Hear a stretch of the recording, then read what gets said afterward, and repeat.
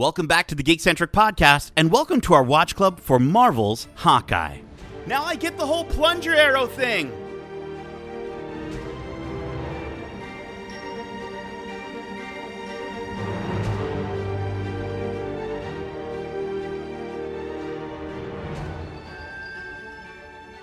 Welcome back to Watch Club. My name is Nate, and this is our Watch Club for Hawkeye, Episode 3, titled Echoes.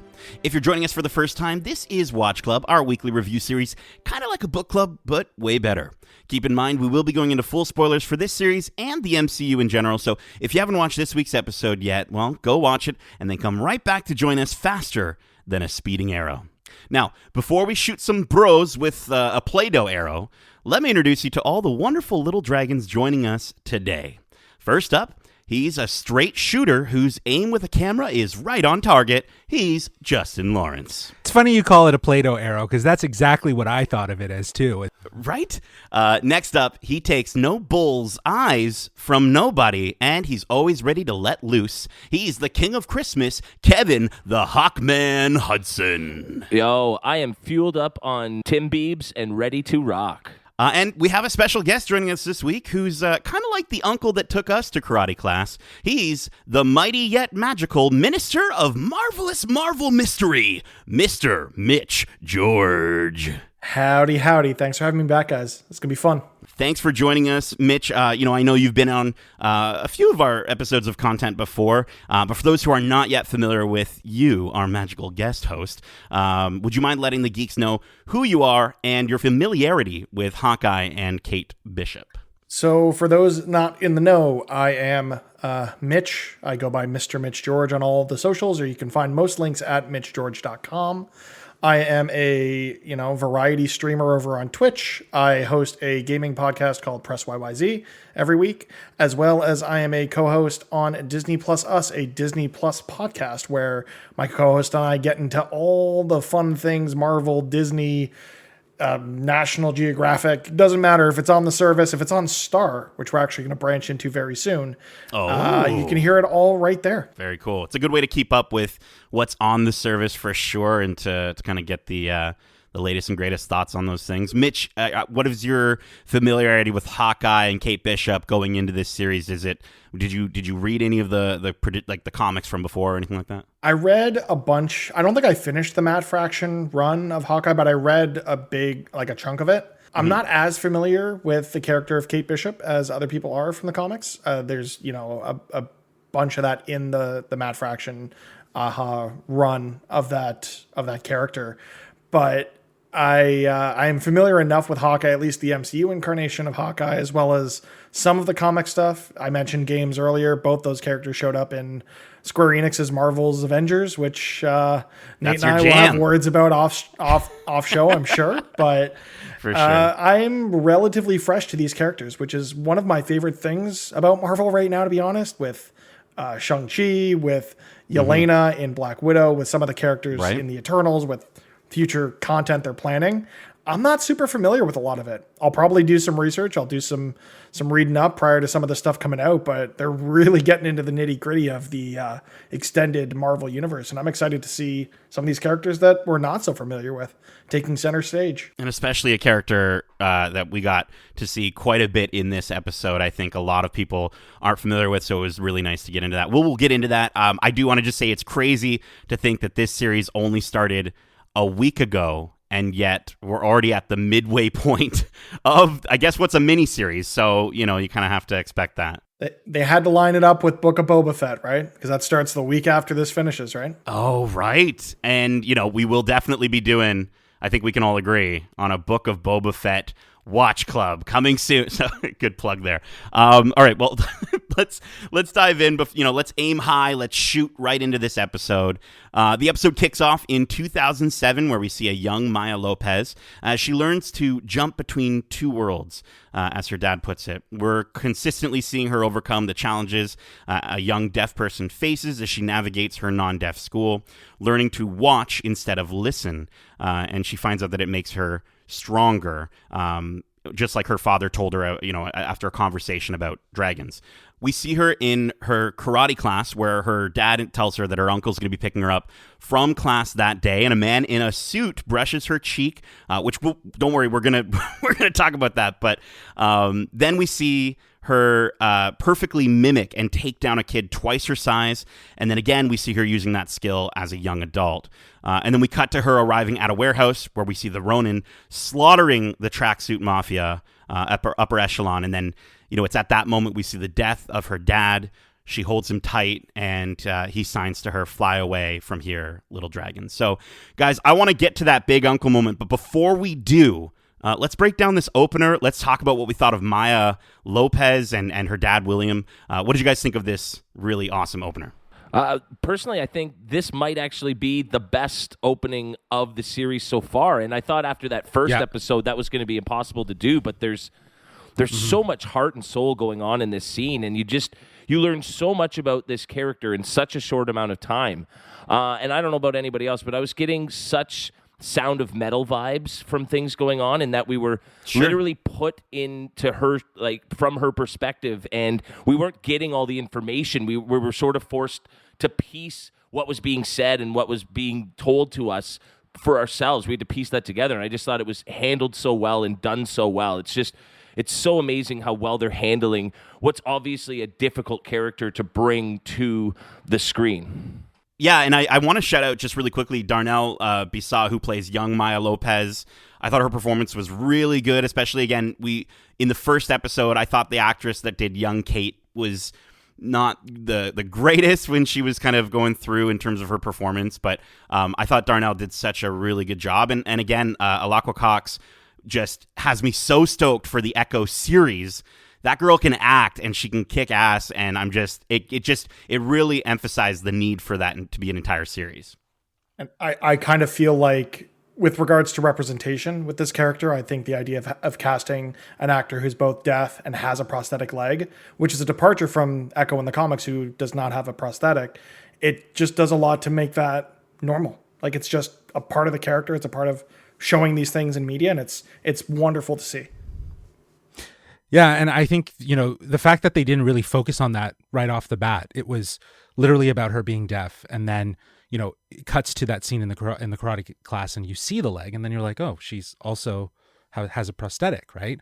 But Kevin, you said, like, it's so tough to bring a character like this into the forefront, but I think it's interesting that in this scene, it tells so much about the character and how she learned, like, just this beautiful subtlety of watching rather listening, right? And paying attention through your eyes. And that's what she's done really, really well. She's very observant. And I think that's her superpower, grounding it around characters like Clint Barton and Kate Bishop, who also have these talents that allow them to be hypersensitive and superheroes. And it's also really interesting, as Kevin was pointing out, when we think about the intro to Kate that we got in episode 1, in comparison to this, we see this similarity of trauma. Like, their origin story is grounded in trauma. And I think what we'll come to see is that they're probably far more similar than they are different. They're on different paths. I just love this sort of play that they're establishing in this juxtaposition between Kate and Maya. It's so well done. Yeah, I mean, it's cool how well it's done there, right? Like, you've got Kate Bishop, who loses her father as she's inspired by the hero Hawkeye, and then, right, Maya Lopez also loses her father, but at the moment where she's filled with anger, the hands of the villain Ronin. So it's just really poetic in a way, right? The way their stories compare and contrast, but it's all got Clint at the center. Like, it's just so well done. You see how she deals with everyone in her life, sort of treating her, obviously not her dad, but like everyone else is sort of treating her as if she's someone that they have to, like, sort of go easy on, right? Like, you see the kid in the karate class and he sort of looks at her and goes like, really? I'm fighting her? And then she just whoops his ass. And then same thing with the MMA, right? Where he looks down at her leg and then is kind of like, gives her a face, and then she just simply just destroys him. So I thought that was so well done. And I also wanted to just shout out, I loved seeing, I think his name's pronounced Zahn McLaren, as William Lopez, who's her dad. He's been in shows like Fargo, Westworld, and he does such an excellent job of sort of playing the sort of secretive, soft-spoken character. So I thought his performance really hit home for me, and I think it really his entire character speaks to the idea of the fact that these aren't nameless goons that the Ronin is killing. These people have families, right? They have lives outside of what we see. And so it just sort of, I love when Star Wars sort of plays off the idea of like, we get to see the Empire side of things. This is kind of what we're getting with Marvel, and I really hope we get more of it. And there's definitely a life, I think our next question, the big thing that we wanted to probably all just chime in on, all chew on, we get that moment where we see a suited hand come down after hearing like a boom, boom sort of steps coming through, and they might just be really heavy boots. But guys, I need to know here, who do we think Uncle is? I think it's pretty obvious. Uncle Vinny. We were talking about it. There's no doubt in any of our minds that this has to be Vincent D'Onofrio reprising his role as Wilson Fisk, aka the Kingpin from the Daredevil series. Yeah, and I've been reading some rumors online. Everyone's on suspicion. He's been avoiding it and so on.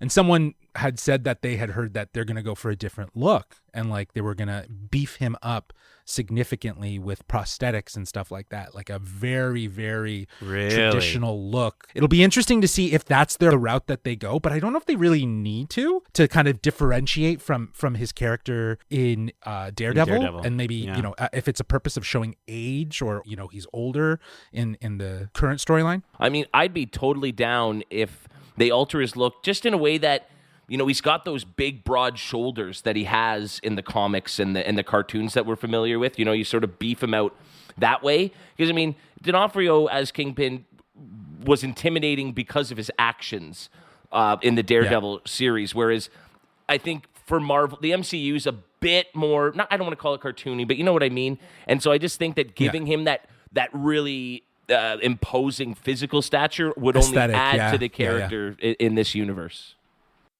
As long as they don't go as far as they did in Into the Spider-Verse, I think we'll all be pretty okay with getting this presence like back an egg? in the MCU.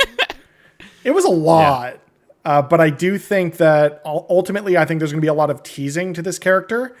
I don't think we see Kingpin until the post-credit scene at the end of episode 6, and it teases going into Echo rather than any other project. That's what they're setting up here, is the Echo miniseries with Kingpin.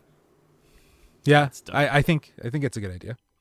Yeah, for sure. And I just love how when Ronin's attacking the tracksuit mafia in that flashback, he's at the Fat Man Auto Repair. Just another subtle little hint. Yeah. I don't even know if we'll see him.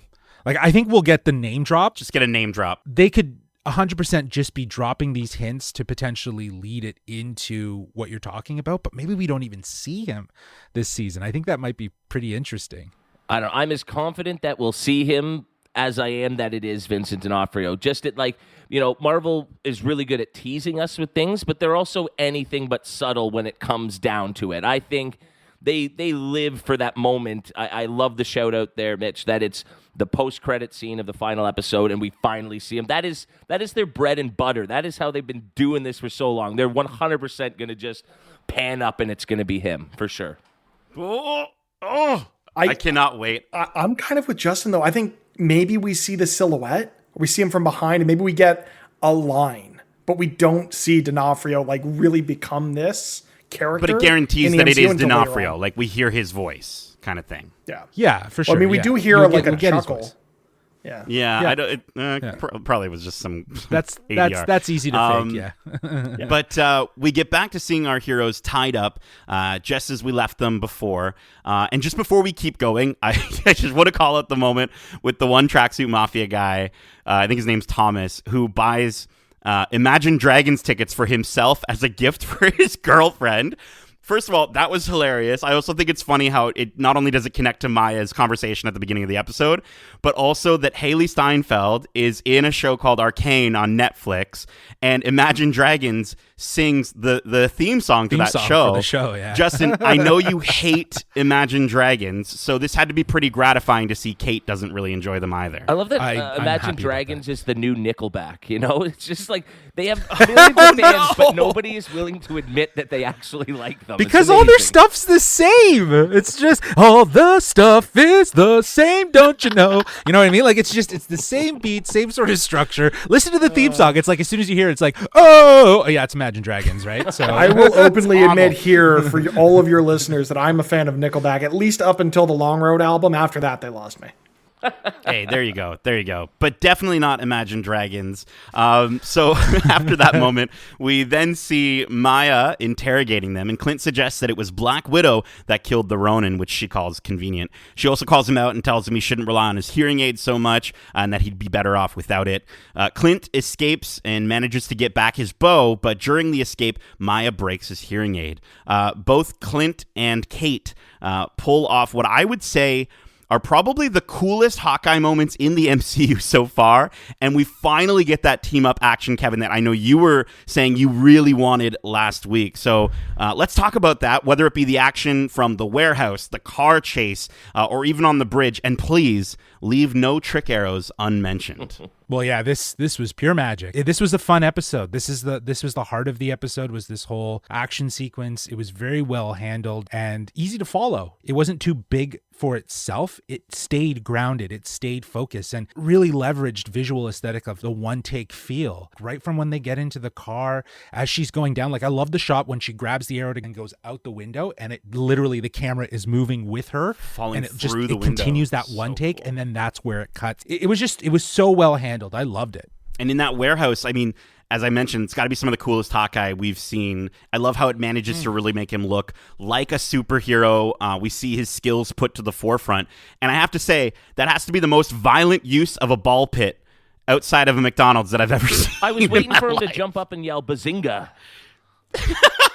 It would have been a great callback. I mean, the MCU's already been referencing a ton of our pop culture stuff. So yeah, if Clint was a Big Bang Theory fan, that wouldn't it wouldn't. But also, it wouldn't be the weirdest tie-in we've gotten in like the last month in the MCU to other pop culture references. That's true. So it wouldn't have been shocking. Yeah, you got Doctor Strange talking about Scooby-Doo and stuff like that. I was thinking more Superman, but that works too. Oh, hey, there you go. I also wanted to shout out Echo's fighting style. It's very Taskmaster. I predicted last week that she might have been a Black Widow or been connected to Black Widow. Obviously, she's not a Black Widow, but I think there's got to be some connection to Taskmaster. I honestly believe that like her superpower is seeing rather than listening. Like that's so established in that story that they really do lean into that. It would be interesting though if they could connect it back to Taskmaster and draw some sort of comparison there. But nonetheless, I think they've established that her power is very similar to that of Kate and Clint, and it's just a heightened ability, if you will. Right.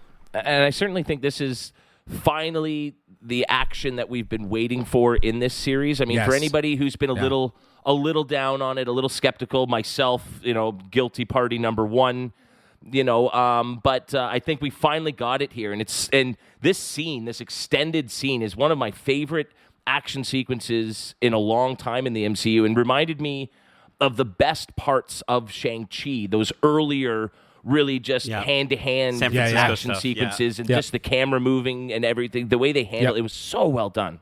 It actually felt a lot like the bridge scene in Winter Soldier for me, actually, which is one of my favorite MCU films, period, of just very reminiscent of like similar like action shots with cameras and following the action through whatever's going around in the scenery. I thought it was really well done. I didn't expect to get this chase scene so early in the series, because this is what they've been promoting the whole time leading up to this. What's still what do they still have? Yeah. Like what do these back 3 episodes look like that we haven't seen? Yeah. I'm still convinced we haven't seen more than the first 15 minutes of Spider-Man No Way Home, except for that one shot in the most recent trailer. Oh, okay. Interesting. I also just wanted to mention though, favorite arrows. And I think I know what mine is. It might be all of ours, but before we continue, just anyone who wants to shout out your favorite arrow, go. It's got to be the Pym arrow was pretty dope. Yeah. That Pym arrow was dope. I liked the comedy that came with using the USB arrow to do literally nothing. Yeah, it's pretty good. Because that happens in the comics too. Of Kate uses it and just plugs it into a USB slot. Doesn't actually use it as an arrow, but it's been used in the past, right? Like he's used it to interface with the helicarrier and in What If. It's so integral to the plot of What If. But here it's just like it just bounced off the guy. Well, and you mentioned the comics, and this scene is taken essentially right from the comics, and they do such a cool job of mirroring everything in that it's Kate driving and Clint shooting in the comics, and and he's really stoked about the arrows and she's down on them and thinks they're silly in the comics, and so they flip that and continue the Kate that we've been getting to know in the show here, where she's just so enamored by this hero of hers and thinks everything he does is cool, and she's finally getting her hands on these trick arrows, and it brings such fun to a scene that's also exciting and action-packed. To tie it back to the comic even more so, the Challenger we see is Clint's car in the comics. Like, no, we can't touch that. We can't damage that thing. And by the end of the chase, it's absolutely totaled. And it's cool how they use these to sort of subvert expectations for comic book readers, but then at the same time they also do include some of these more subtle moments. And the moment when Maya's dad dies, he puts his hand on her face and she gets a handprint of blood, and that's literally straight pulled from her character's origin story. So super cool stuff. That Pym arrow was so freaking cool. I love that we can do that. Okay, so then we see Clint and Kate head back to the apartment after what was sort of a conversation on the subway. We see Kate help Clint talk to his son Nate in a really heartfelt moment, and I have to say I loved hearing Clint Barton say my name like 5 times. I was like, that's me. I'm his son. But no, it was really heartfelt, and you really see his struggle sort of being away from his family. We get one more interaction between Kazi and Maya, and he mentions how Uncle Fisk would not be happy with them, and she reminds him who's in charge. And then we join back with Kate and Clint as they get Clint's hearing aid fix and share a meal in which Clint tells Kate that this life, the life of a superhero, comes with a lot of sacrifices, and some things you lose forever. So guys, what do you think that he's pulling at here? What is he referring to in this moment? What would you say? I think it's everything. We've watched all of his journey through the MCU. We know what he's been through. And for us as the viewer, that's the nod of understanding, we know where you've come from and we know what you've done and we understand what that means. And she doesn't, because she just wants to be, the hero, right? She's enjoying this, right? I love her pitch for the costume that she drew. Costume? Look, it's an My H. God. Yeah. And it was like, in Avengers Age of Ultron, they actually did shots of Jeremy Renner in that costume, in a style-like costume like that, with the face gear and in the streets of Sokovia, right? And it never got used, but I remember seeing like deleted scenes and B-roll of it that it was shot. And maybe that was it. They just saw it and they're like, it's ridiculous. This is absolutely ridiculous. We can't do this. So the fact that they even poked fun at it here just goes to show that they really did their own version of Hawkeye, right? Like they've adapted the character significantly and made him make sense in the MCU. There's just things that don't translate as well. It's why we only got Thor with the helmet with the wings coming off the back in Ragnarok, and it wasn't his actual helmet, because if he came down in that first movie and was wearing that goofy ass helmet, we would never have taken the character seriously. And so they have to make those stylistic choices. I feel like this might actually be alluding to where this series is going to end, because we see how important family is to Clint through this whole thing, and everything is him trying to, end this relationship between him and the Ronin, who, for all intents and purposes, is dead, and get home to his family. And it feels more like a mantle passing to Kate of, hey, that outfit would have been ridiculous for me because I wasn't super concerned about my identity. But if you're thinking about these things now, if you're the one who ends up with this mantle, maybe it's something she considers. Maybe we get a mask at some point. I don't know.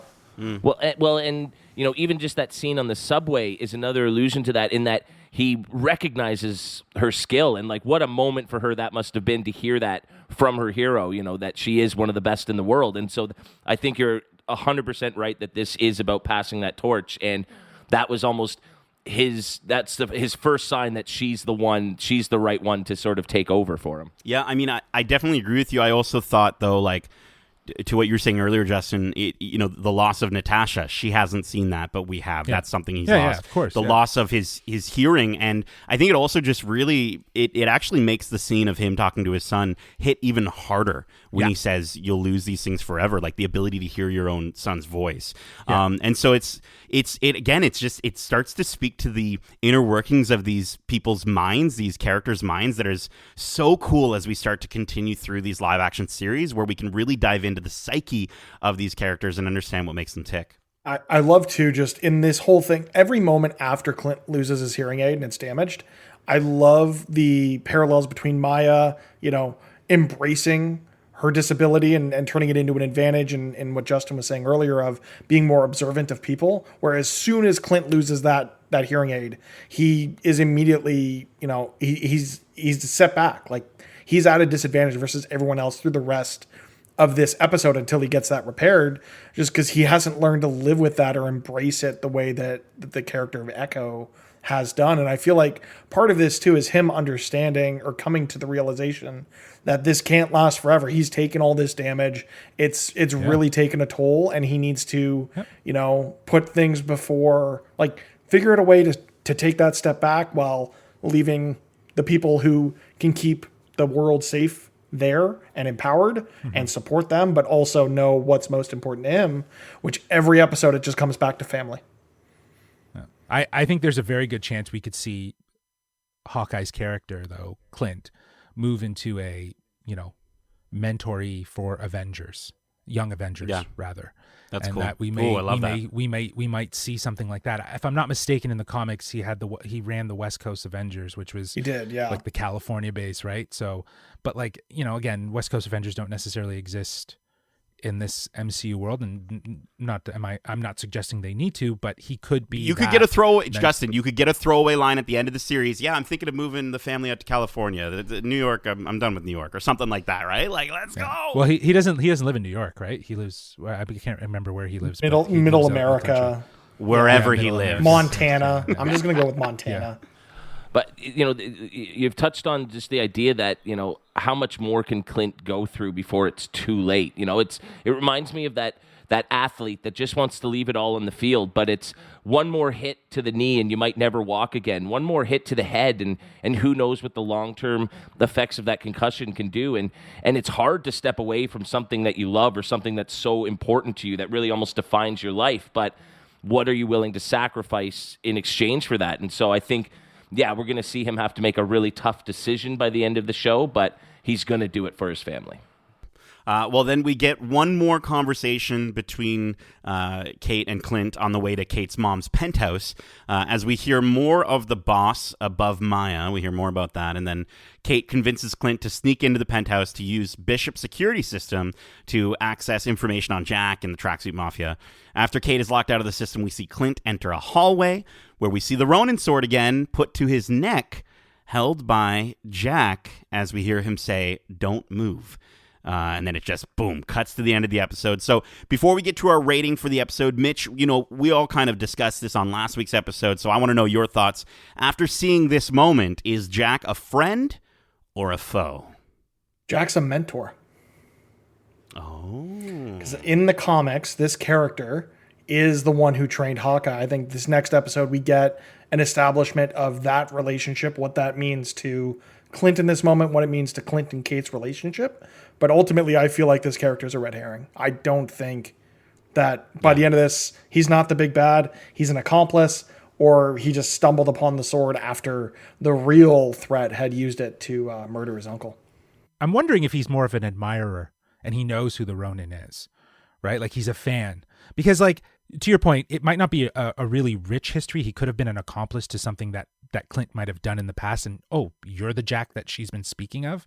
But again, if he's a mentor, mentor-y sort of lifestyle, you think the name Jack would kind of ring some sort of bells, and maybe he'd ask a couple more questions about who unless the Jack he used to go is. by Jacques and has changed it to Jack to sort of change his identity in later stages. Yeah, like Sean and if they can make it work, I would be totally down for the storyline. But I'm also I'm wondering his fascination with the sword. Is he a fan because of all the blood that was spilt with the sword, and he just admires the Ronin?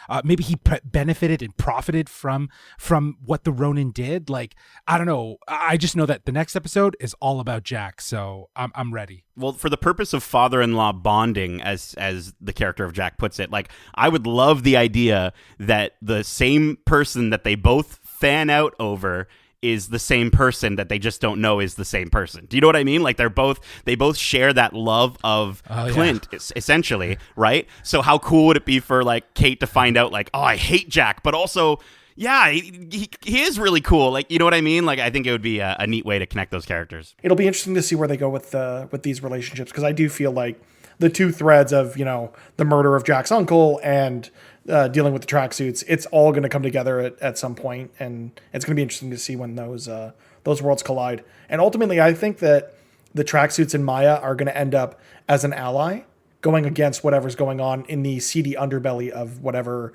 remains of the New York crime families.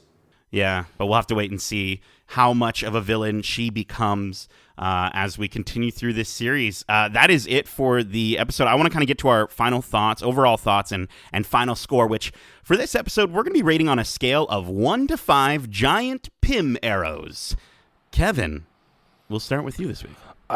Yeah, I think this was easily the best episode of the show so far. Certainly my favorite. And honestly, if this is the best episode of the series, I don't think I'll be that upset just because of how great this episode was. But I also think, you know, we mentioned earlier, it's so exciting that we kind of haven't seen anything else from this show. The next 3 episodes, there's nothing that we're going to sort of be sitting around waiting to see that we've seen in the trailers. And so the possibilities are endless. I think there's still so much mystery and intrigue that we have to solve and figure out over these last 3 episodes that I'm just, this did such a great job of getting me really, really excited to see where this show goes and how they wrap things up and how it sets up the next stage for these characters. And I mean, when are we going to see Elena? I mean, there's so much to go forward that I honestly don't see how this could be the best episode. But again, if it is, terrific job. One of the best episodes of the MCU television shows so far.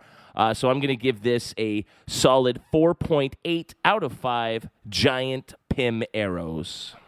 Let's go. Mitch.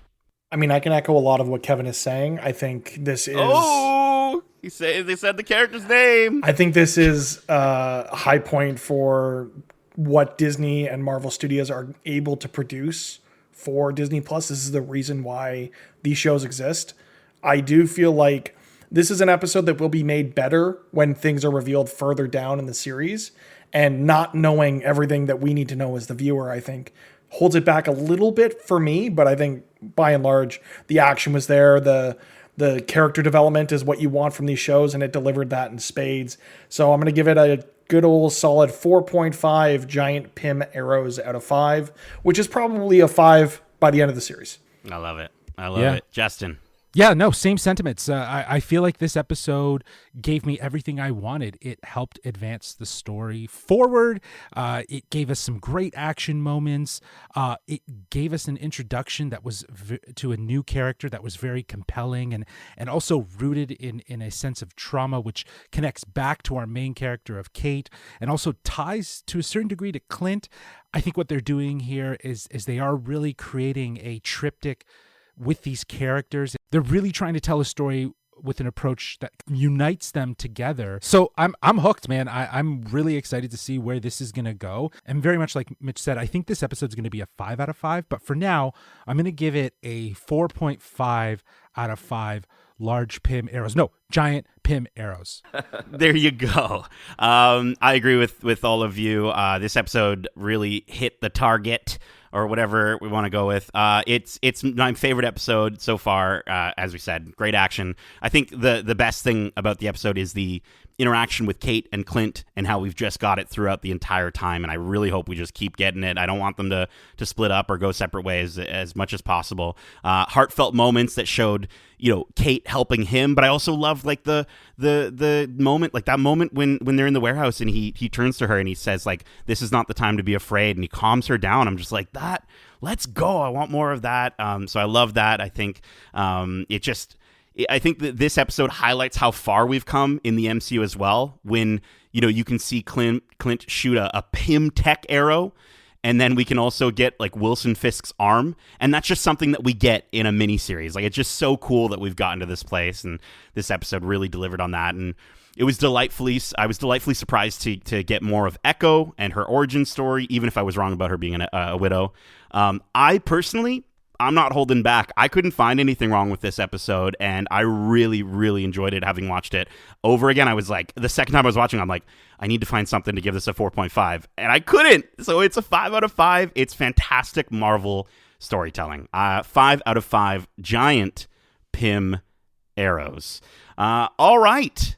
Well, that is it for this week. We hope you enjoyed this episode of Watch Club. And if you did, make sure to subscribe to us wherever you like to listen to podcasts, if you haven't already. And if you want to write into the show with your thoughts or predictions on the shows we cover in Watch Club, well, Justin, I'm aiming up real high. Get ready. I'm aiming high. Right. Okay, and I'm going to shoot that question over to our infamous Ronan as to how they can reach us. Swing! They can reach us at wearegeekcentric@gmail.com. That's wearegeekcentric@gmail.com. And you can reach us on Twitter at GeekcentricYT or on Instagram at wearegeekcentric. You went back to the LARPing for that one, Justin. Yeah. I loved it. Yeah. Swing! Swing! Mitch, before we wrap up completely, can you remind all our lovely listeners again, where can they keep up with you? How can they check out all the wonderful content? Because you put out a ton of content. So how do they do that? Mr. Mitch George on Twitter is the best place. That's where I give the most recent updates on anything that's going on. MitchGeorge.com for most of the links. At PressYYZ on Twitter for the gaming stuff. At D+Us on Twitter for all that Disney Plus goodness. I love that you have MitchGeorge.com. Like, that's crazy. Go to the site. Awesome. It's all there. The links are all there. It's real nice, real professional looking.